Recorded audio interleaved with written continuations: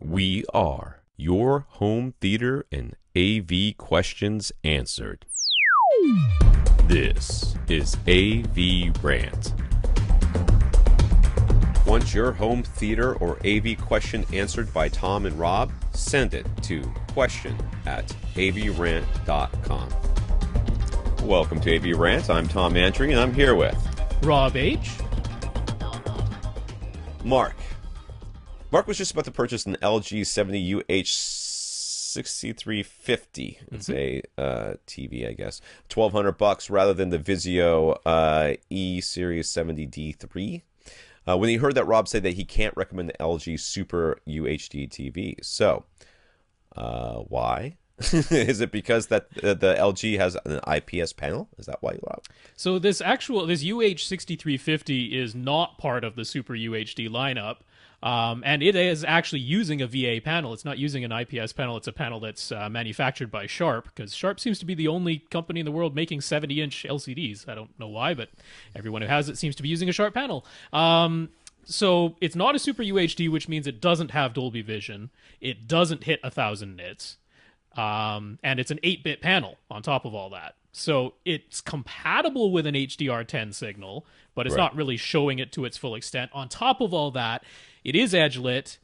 It has uneven backlighting.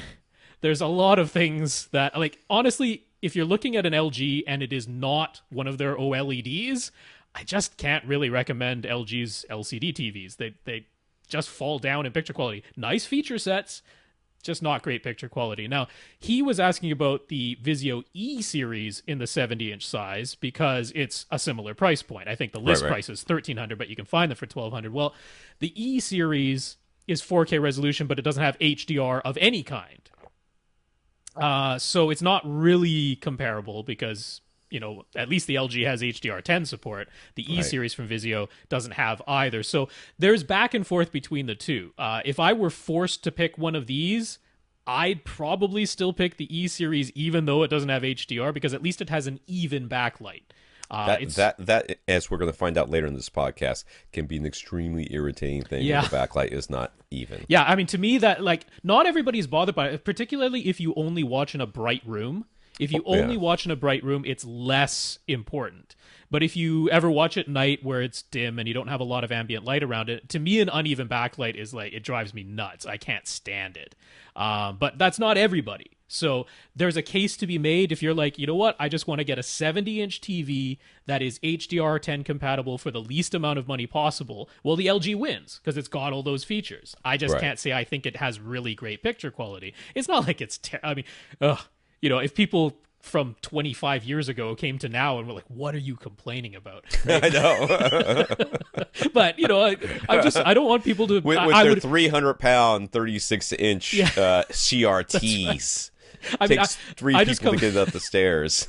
I come at it from the point of view, I would rather have somebody come back to me and say, you're nuts, I think this TV looks great, versus you told me that this was a good TV and I don't think it looks very good. I would rather have scenario one. So that's where I'm coming from. I hope that helps. That pretty much answers both of his questions. Well, not quite, because... Well, is there another model that you would recommend?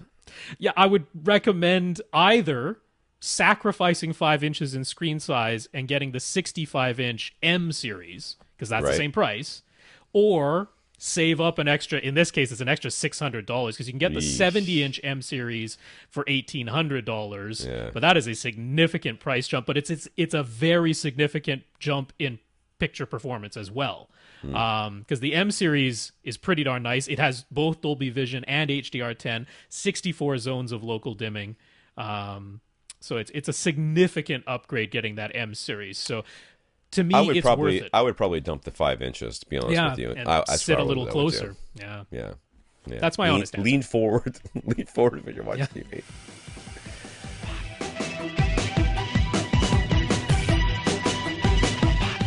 Want your question answered? Send it to question@avrant.com.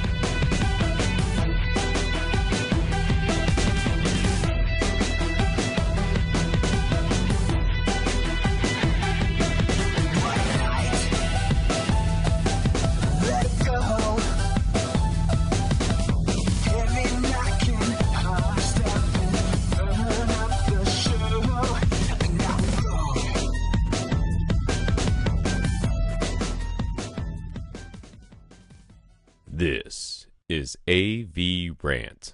Now go out and listen to something.